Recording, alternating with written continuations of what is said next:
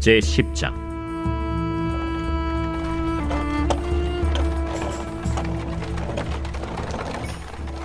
스바의 여왕이 여호와의 이름으로 말미암은 솔로몬의 명성을 듣고 와서 어려운 문제로 그를 시험하고자 하여 예루살렘에 이르니 수행하는 자가 심히 많고 향품과 심히 많은 금과 보석을 낙타에 실었더라.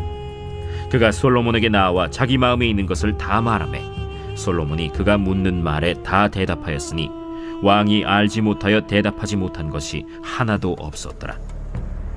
스바의 여왕이 솔로몬의 모든 지혜와 그 건축한 왕궁과 그 상의 식물과 그의 신하들의 좌석과 그의 시종들이 시립한 것과 그들의 관복과 술관원들과 여호와의 성전에 올라가는 층계를 보고 크게 감동되어 왕께 말하되, 내가 내 나라에서 당신의 행위와 당신의 지혜에 대하여 들은 소문이 사실이로다. 내가 그 말들을 믿지 아니하였더니 이제 와서 친히 본즉 내게 말한 것은 절반도 못되니 당신의 지혜와 복이 내가 들은 소문보다 더하도다. 복되도다 당신의 사람들이여, 복되도다 당신의 이 신하들이여. 항상 당신 앞에 서서 당신의 지혜를 들음이로다. 당신의 하나님 여호와를 송축할지로다. 여호와께서 당신을 기뻐하사 이스라엘 왕위에 올리셨고 여호와께서 영원히 이스라엘을 사랑하심으로 당신을 세워 왕으로 삼아 정의와 공의를 행하게 하셨도다. 이에 그가 금 120달란트와 심히 많은 향품과 보석을 왕에게 드렸으니 스바의 여왕이 솔로몬 왕에게 드린 것처럼 많은 향품이 다시 오지 아니하였더라. 오빌에서부터 금을 실어온 히람의 배들이 오빌에서 많은 백단목과 보석을 운반하여 오매 왕이 백단목으로 여호와의 성전과 왕궁의 난간을 만들고 또 노래하는 자를 위하여 수금과 비파를 만들었으니 이 같은 백단목은 전에도 온 일이 없었고 오늘까지도 보지 못하였더라. 솔로몬 왕이 왕의 규례대로 스바의 여왕에게 물건을 준 것 외에 또 그의 소원대로 구하는 것을 주니 이에 그가 그의 신하들과 함께 본국으로 돌아갔더라. 솔로몬의 세입금의 무게가 금 666달란트요 그 외에 또 상인들과 무역하는 객상과 아라비아의 모든 왕들과 나라의 고관들에게서도 가져온지라. 솔로몬 왕이 쳐서 느린 금으로 큰 방패 200개를 만들었으니 매 방패에 든 금이 600세겔이며 또 쳐서 느린 금으로 작은 방패 300개를 만들었으니 매 방패에 든 금이 3만에라. 왕이 이것들을 레바논 나무 궁에 두었더라. 왕이 또 상하로 큰 보좌를 만들고 정금으로 입혔으니 그 보좌에는 6층계가 있고 보좌 뒤에 둥근 머리가 있고 앉는 자리 양쪽에는 팔걸이가 있고 팔걸이 곁에는 사자가 하나씩 서 있으며 또 12사자가 있어 그 6층계 좌우편에 서 있으니 어느 나라에도 이같이 만든 것이 없었더라. 솔로몬 왕이 마시는 그릇은 다 금이요 레바논 나무궁의 그릇들도 다 정금이라.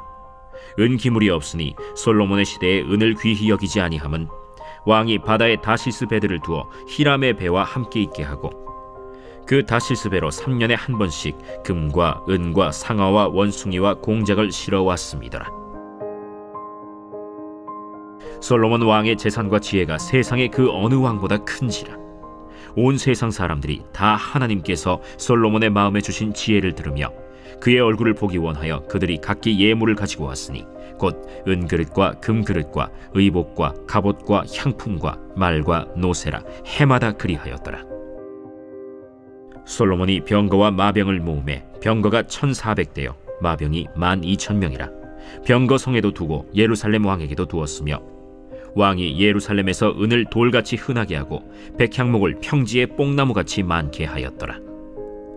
솔로몬의 말들은 애굽에서 들여왔으니 왕의 상인들이 값주고 산 것이며 애굽에서 들여온 병거는 한 대에 은 600세겔이요 말은 한 필에 150세겔이라. 이와 같이 헷사람의 모든 왕과 아람 왕들에게 그것들을 되팔기도 하였더라. 오늘 새벽에도 주님의 보좌 앞으로 나오신 성도들에게 하나님의 은혜와 평강이 함께 하시기를 축원드립니다. 오늘 열왕기상 10장 말씀 함께 살펴보도록 하겠습니다. 열왕기서는 이스라엘의 왕들에 대한 이야기입니다. 북이스라엘의 왕 20명, 남유다의 왕 20명의 이야기죠. 이 이야기들은 고대 이스라엘 왕들의 역사가 아니고 왕 같은 제사장들로 부름받은 우리들을 위한, 우리들에 대한 이야기라 할 수 있겠습니다. 다윗이 죽은 이후에 뒤를 이어 솔로몬이 왕위에 오르게 되죠. 솔로몬은 즉위한 지 4년째 되었을 때부터 성전 건축을 시작합니다. 7년 6개월 동안 성전을 건축하고 13년 동안 왕궁을 건축하게 됩니다. 이 과정 속에서 하나님은 3번이나 솔로몬에게 나타나셔서 계시의 말씀을 주시는데 그 내용은 하나님의 말씀을 잘 따라 행하라는 것이었습니다. 다윗 역시 유언처럼 솔로몬에게 하나님의 말씀을 잘 따를 것을 요구하였죠. 솔로몬이 하나님의 말씀을 가까이 하지 아니함으로, 또 하나님의 말씀을 전하는 선지자들을 가까이 두지 아니함으로 하나님은 꿈으로 특별한 방법으로 솔로몬에게 계시할 필요가 있으셨습니다. 이렇게 3번이나 반복해서 하나님의 말씀을 잘 들을 것을 요구하였지만 솔로몬은 하나님의 말씀을 잘 따르지 아니하였습니다.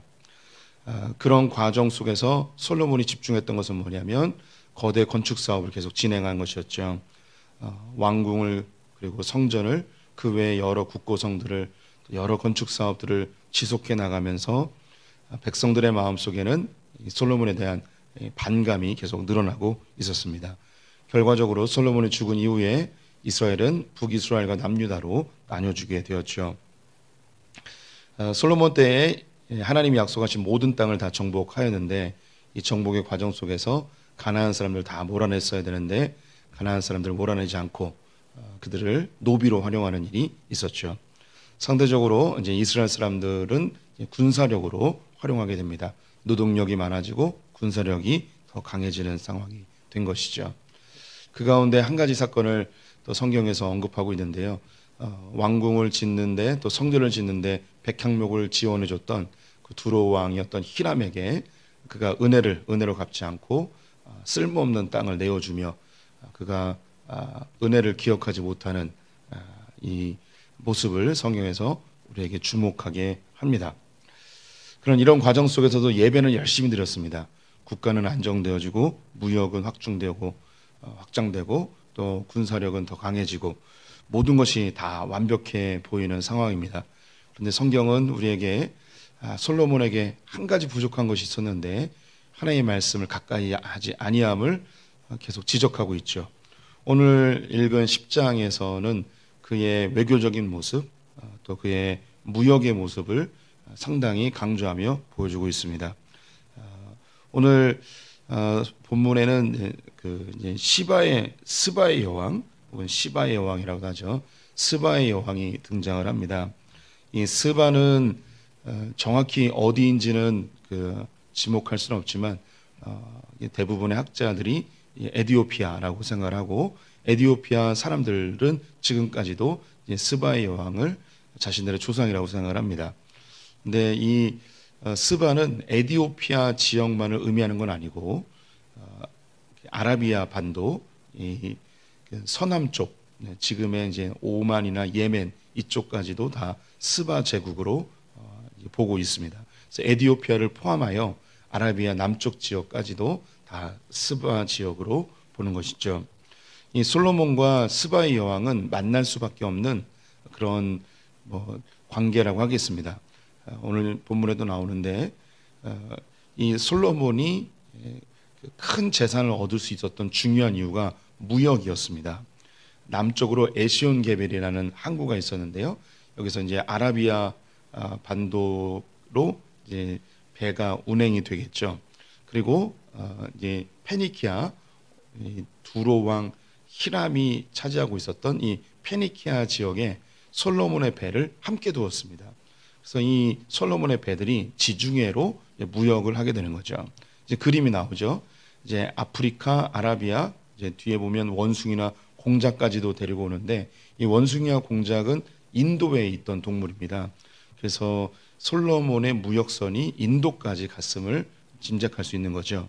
그래서 아라비아 반도를 지나 아라비아만을 통해 그리고 홍해를 지나서 에시온게벨로 도착합니다.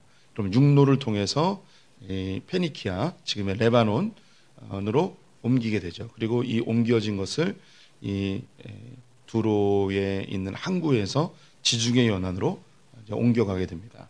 그러면 지중해에 있는 물건을 다시 이스라엘로 가져오고 또 다른 지역으로 팔고, 그래서 이 무역의 과정 속에서 이 아라비아 반도에 있는 이 스바의 제국을 당연히 통과해야 되고 또 이 관계 속에서 접촉을 할 수밖에 없었습니다.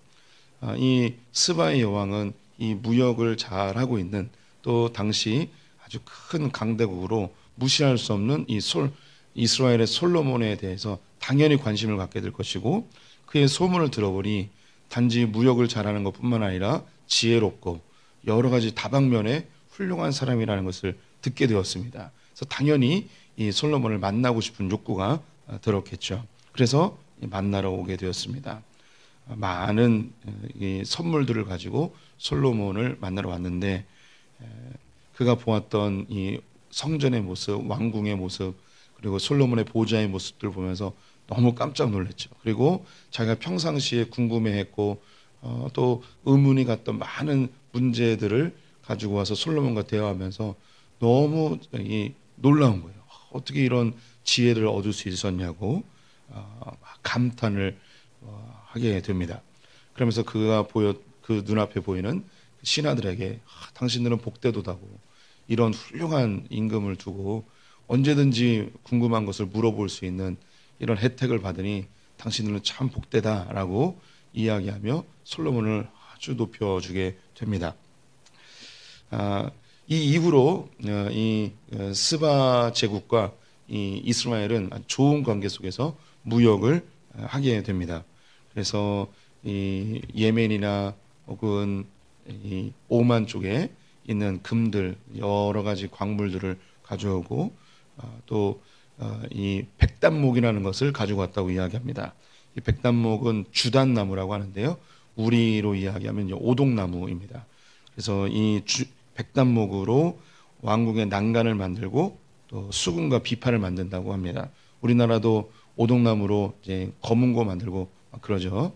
그래서 이 이스라엘에는 나지 아니하는 아주 단단하면서도 아주 고품질의 이런 나무가 왔다고 이야기를 하고 있습니다. 이 스바의 여왕은 에디오피아 사람들에게는 자신들의 선주라고 생각을 하는데요. 에디오피아에 유대인들이 꽤 많이 있습니다. 그리고 이스라엘에 가보면 흑인 유대인들이 있어요. 흑인 유대인들이 바로 이 에디오피아 출신의 유대인들인데요. 에디오피아 사람들은 어떻게 믿고 있냐면, 성경에 나와 있지 않지만 그들이 믿고 있는 것은 솔로몬하고 이 스바의 여왕 사이에서 아들이 하나 있다는 거예요. 그 아들의 이름이 메네리크라는 왕인데, 이 메네리크 왕이 스바가 솔로몬을 만난 이후에 유대교로 개종을 했고, 그의 아들 메네리크가 이 에디오피아에 유대교를 많이 펼쳤다고 이렇게 이야기를 합니다. 메네리크가 성장하여서 아버지 솔로몬을 만나러 갔다가 솔로몬에게 선물을 받았는데, 그 선물이 이 하나님의 법궤라고 이야기를 합니다. 그래서 이 법궤를 에디오피아로 가지고 와서 보관을 하고 있다는 거예요. 이게 이 에디오피아 사람들의 전설입니다. 법궤가 사라졌거든요. 바벨론에 의해서 예루살렘이 다 무너질 때 이 성전에 있었던 모든 기물들이 다 파괴되고 금을 다 빼앗기고 그 과정 속에서 법궤가 사라져 버립니다. 하나님이 없애버리신 건데, 에디오피아 사람들은 이때 이제 이 스바의 여왕의 아들이 이 법궤를 가지고 와서 에디오피아에 잘 보관하고 있다고 얘기를 하는 거예요. 그래서 에디오피아에 가보면, 뭐 저는 가보진 않았지만 그 법궤를 보관하는 성당이 있어요. 그래서 이곳에는 그 유대교 제사장이 만 들어갈 수 있어요. 아무도 못 들어가요. 근데 진짜 있대요. 근데 아무도 본 적은 없어요. 사실은 없는 거라고 할 수 있겠습니다. 그래서 그 이후에 사도행전 8장을 보게 되면 에디오피아의 여왕 간다게 네시가 예루살렘에 왔다가 돌아가는 길에 마차에서 성경을 읽고 있었습니다. 이사야서를 읽고 있었는데, 하나님께서 성령의 감동하심으로 빌립 집사를 이 간다게의 네시를 만나게 하죠. 그래서 너가 읽고 있는 거 이해하냐? 아니, 알려주는 사람이 없는데 어떻게 이해하냐고. 그럼 자기가 알려주겠다면서 마차에 타고 함께 가면서 이 이사야서에 있는 내용들이 예수 그리스도에 대한 내용임을 알려주면서 이 간다게의 내시가 예수님을 영접하게 됩니다. 그리고 그 내시를 통해서 에티오피아의 사람들이 유대교에서 이제 개신교로 그 기독교로 개종을 하는 일이 발생하죠. 그래서 지금도 에티오피아는 50%가 기독교인들이에요. 그래서 초대교회 때 에티오피아가 엄청나게 큰 부흥을 하게 되었죠. 그 유대교가 이미 있었고 유대교가 이 예수님을 알게 돼서 기독교로 개종을 하게 되었습니다. 그래서 에티오피아 정교회라는 것이 지금도 존재하고요. 예루살렘에 그 예수님의 무덤이 있는 예수님 무덤 교회가 있죠. 이 무덤 교회를 관리하고 있는 한 종파 중에 하나가 에티오피아 정교회이기도 합니다.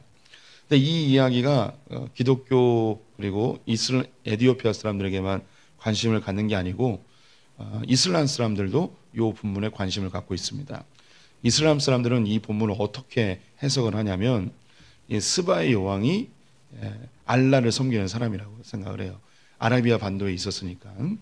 그래서 솔로몬을 만나고 솔로몬에게 전도를 해가지고 솔로몬이 알라를 영접했다고 이렇게 이슬람 사람들은 해석을 하고 있습니다. 오늘 이 본문에서 그러면 왜 이 스바의 여왕이 솔로몬을 찾아왔고 왜 이런 교류를 하게 되었는가? 단지 역사적 기록으로만 우리에게 전달되는 것은 결코 아닙니다. 오늘 이 본문에 그리고 뒤에 나오기도 하겠는데 공통적인 본문이 뭐냐? 스바의 여왕이 솔로몬에게 하였던 이야기를 제가 다시 한번 읽어드릴게요. 9절 말씀인데요. 당신의 하나님 여호와를 송축할지로다. 여호와께서 당신을 기뻐하사 이스라엘 왕 위에 올리셨고 여호와께서 영원히 이스라엘을 사랑하심으로 당신을 세워 왕으로 삼아 정의와 공의를 행하게 하셨도다 하고 스바의 여왕이 솔로몬에게 와서 이야기한 것이 뭐냐면 당신이 이 자리에 오르게 된 것은 하나님 때문입니다. 이 나라가 이렇게 부흥하게 된 것은 하나님 때문입니다. 이 이야기를 하게 하신 거죠. 이 스바의 여왕이 뭐 하나님을 잘 믿거나 이런 게 아니에요. 그는 하나님을 믿지도 않았고 알지도 못했습니다. 그냥 소리로만 이야기로만 들은 거죠. 그런데 하나님께서 하나님을 전혀 알지 못하는 스바의 여왕을 통하여 솔로몬에게 지금 계시해 주고 있는 거예요. 하나님께서 3번이나 꿈으로 나타나서 하나님의 말씀을 잘 들어라. 이 모든 것은 하나님께로부터 왔다. 네가 하나님을 찾지 않으면 이거 다 물거품이다. 라는 하나님의 계시가 있었어요. 선지자를 가까이 하지 않아요. 이제 꿈으로 3번이나 얘기했는데도 꿈에 대해서 관심이 없어요. 이 솔로몬에게 얘기해 줄 수 있는 사람이 없는 거예요. 그래서 하나님께서 솔로몬에게 관심을 가질 만한 한 사람, 스바의 여왕을 통하여 이걸 알려주고 있는 거죠. 스바의 여왕은 하나님의 도구입니다. 그래서 오늘 본문에 나와 있는 거예요. 당신이 왕이 된 것 하나님 때문입니다. 이 나라를 이렇게 부흥한 거 하나님 때문입니다. 이 이야기를 듣고 솔로몬이 깨닫기를 하나님이 원하시는 거죠. 그 뒤에 솔로몬의 재산과 그의 군사력에 대해서 이야기하고 있습니다. 그가 매년마다 세금을 666달란트의 금을 얻었고요. 금이 너무 많아서 그가 장식품으로 큰 방패도 만들고 작은 방패도 만들었다고 합니다. 그의 왕좌는 상아로 만들어져 있고 그걸 다 금으로 장식하였고 그들 앞에 금으로 된 사자상들도 있고 막 이런 거예요.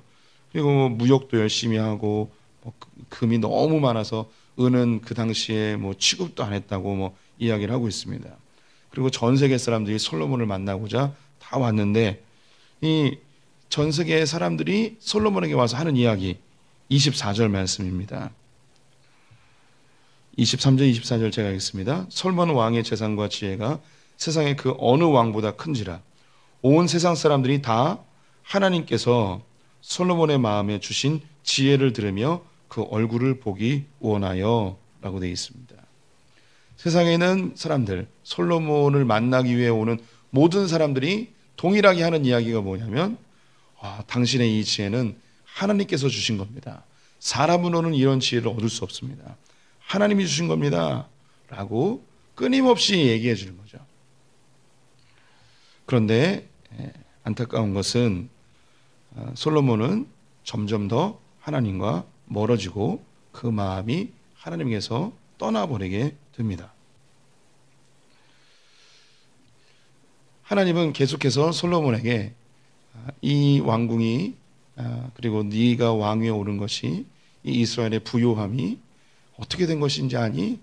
다 내가 너에게 선물로 준 거야 라는 것을 사람들을 통해서 계속 이야기해 주고 있습니다. 하나님이 일하시는 방법들이에요. 하나님은 기록된 성경으로 우리에게 말씀하십니다. 그리고 하나님의 사람들, 선지자들을 통해서 말씀하시고, 이것도 안 되면 기적을 통해서나 꿈을 통해서 이야기해 주십니다.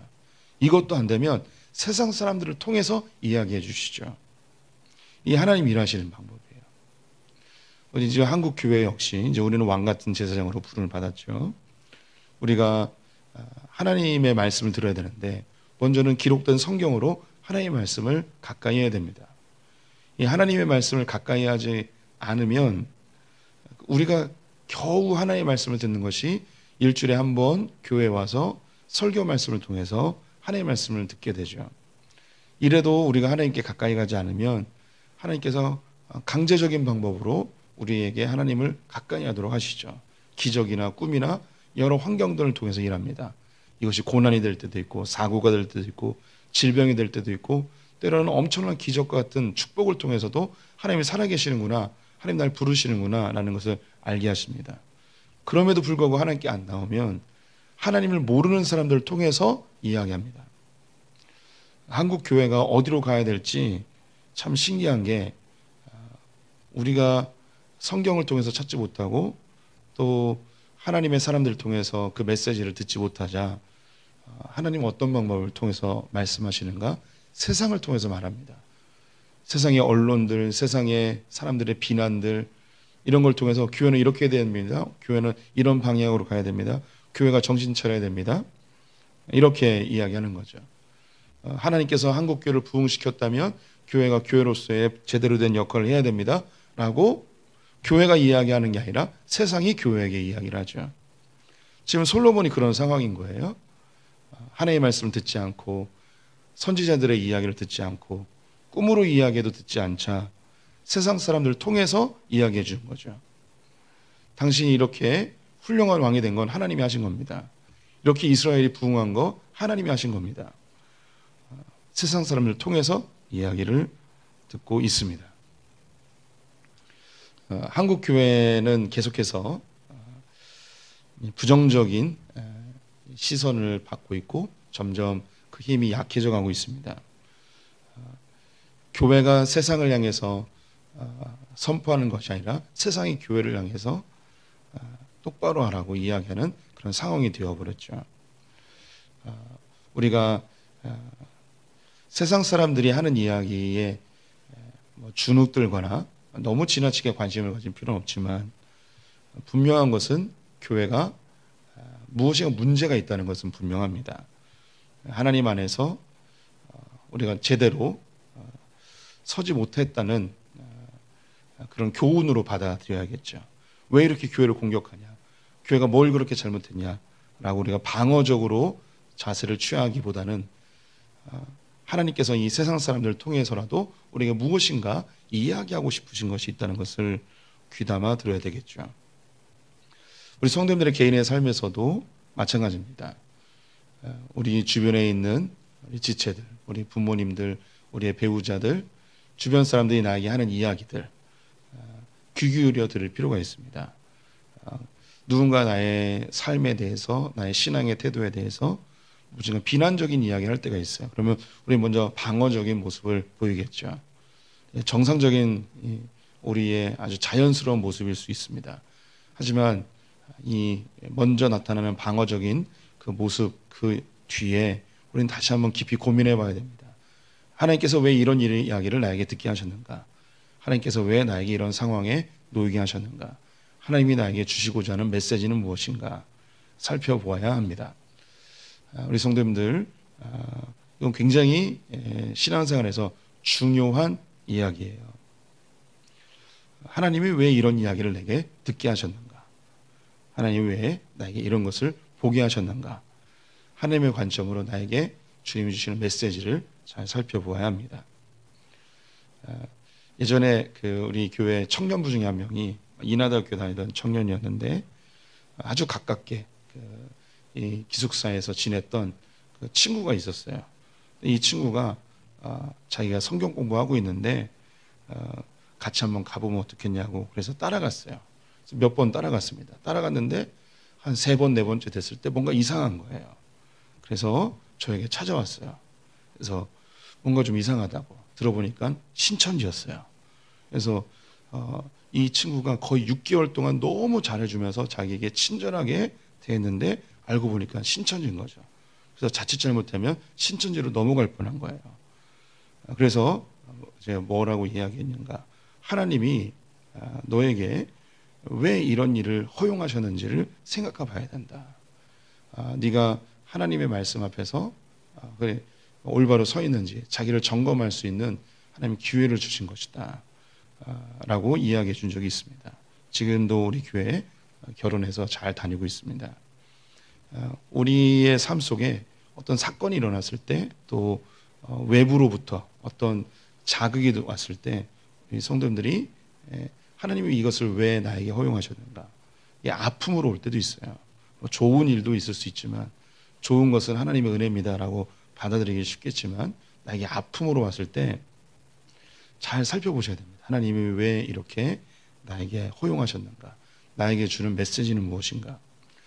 오늘 이 솔로몬은 당시 가장 무역으로 활발했던 스바의 여왕을 통해서 메시지를 받았습니다. 또 자기를 찾아오는 많은 이방 사람들을 통해서 메시지를 받았습니다. 당신이 이 자리에 있는 것은 하나님의 은혜 때문입니다. 이 나라가 이렇게 부강한 것은 하나님의 은혜 때문입니다. 이 이야기에 귀담아 듣지 못했습니다. 결국 이제 내일 보시게 되는데 솔로몬이 하나님으로부터 마음이 다 떠나버리게 되죠. 지금도 하나님 우리 성도들에게 끊임없이 말씀하고 계십니다. 성경을 통해서, 설교자를 통해서, 환경을 통해서, 그리고 심지어 세상 사람들을 통해서도 말씀하고 계시죠. 하나님 우리와 끊임없이 관계를 맺고 하나님의 길로 가기를 원하고 계십니다. 하나님의 말씀에 귀 기울이는 소풍의 성도들 되시기를 축원드립니다. 기도하겠습니다. 하나님, 솔로몬이 하나님과 점점 멀어지자 이방 사람들, 세상 사람들을 통해서 말씀하시는 것을 이 새벽에 보았습니다. 한국교회가 세상으로부터 많은 비판과 지적을 받고 있는데 이것을 단지 방어적으로만 대하는 것이 아니고 우리를 스스로 돌아보아 겸비하는 한국교회 되게 하여 주시옵소서. 또한 소풍의 성도님들이 우리에게 들려오는 하나님의 메시지들을 잘 분별하는 지혜자들 되게 하여 주시옵소서. 오늘 하루 주님께 의탁하며 예수님의 이름으로 기도드렸습니다. 아멘.